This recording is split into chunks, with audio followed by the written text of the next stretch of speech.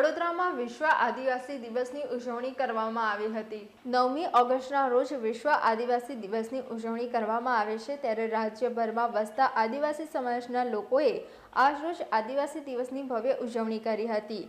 આદિવાસીઓના પ્રશ્નોથી વાકેફ થઈ તેમના ગૌરવ અને રક્ષણ માટે પ્રતિબદ્ધતા આવે તથા જળ, જંગલ, જમીન અને પૃથ્વી ઉપરના માનવ જીવન સૃષ્ટિ, પશુ પંખી અને પ્રકૃતિના રક્ષણ માટે વિશ્વ આદિવાસી દિનની ઉજવણી કરાય છે। વડોદરામાં આજે વિશ્વ આદિવાસી દિવસની ઉજવણી કરાઈ હતી। વડોદરાના આંબેડકર સર્કલથી પરિવાર 4 રસ્તા સુધી બાઇક રેલીનું આયોજન કરાયું હતું, જેમાં મોટી સંખ્યામાં આદિવાસી સમાજના લોકો જોડાયા હતા। 9 ઓગસ્ટ વિશ્વ આદિવાસી દિવસ આંતરરાષ્ટ્રીય દિવસ છે। એની ઉજવણી આખા દેશમાં, વિશ્વમાં થઈ રહી છે। ત્યારે વડોદરા શહેરમાં ગુજરાતના જુદા જુદા ટ્રાઇબલ જિલ્લાઓમાંથી કામ અર્થે, ધંધા અર્થે, અભ્યાસ અર્થે, સરકારી સેવા અર્થે ઘણા બધા ટ્રાઇબલ્સના માણસો વડોદરામાં સ્થાયી થયા છે।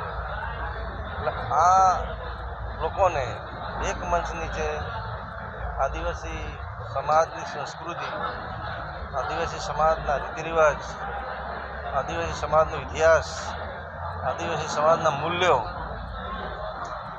વિશે આ લોકોને સમાજ સાથે ભેળવી શકાય અને એના એ જ અમારા લક્ષ્યના લીધે અમે આ કાર્યક્રમ કર્યો।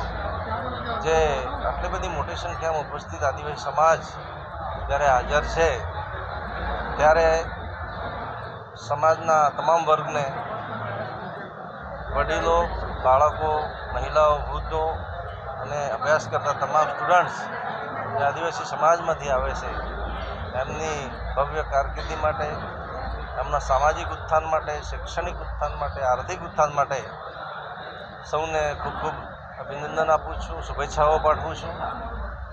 અને પ્રકૃતિ સાથે વણાયેલો માણસ છે, એટલે પ્રકૃતિ સાથે રહી અને આપણને જે વારસામાં મળેલું વસ્તુઓ છે, વારસામાં મળેલી આપણી ઘણી રીતિરિવાજો છે, આપણા વારસામાં મળેલા જે સંસ્કૃતિ છે, એ સંસ્કૃતિ જળવાઈ રહે એના માટે સૌએ આગળ આવવાની જરૂર છે। સાથે સાથે સમાજના ઉત્થાન માટે, ખાસ કરીને યંગ જનરેશન માટે એમના કારકિર્દી ખૂબ સારી અને ભવ્ય બને એ માટે સારું શિક્ષણ પ્રાપ્ત કરે, સૌ સમાજનું આરોગ્ય સારું રહે અને એમની જીવનશૈલીમાં સતત સુધારો ભવિષ્યમાં થાય એવી તમામ આદિવાસી સમાજના તમામ વર્ગને મારા તરફથી ખૂબ ખૂબ શુભેચ્છાઓ છે।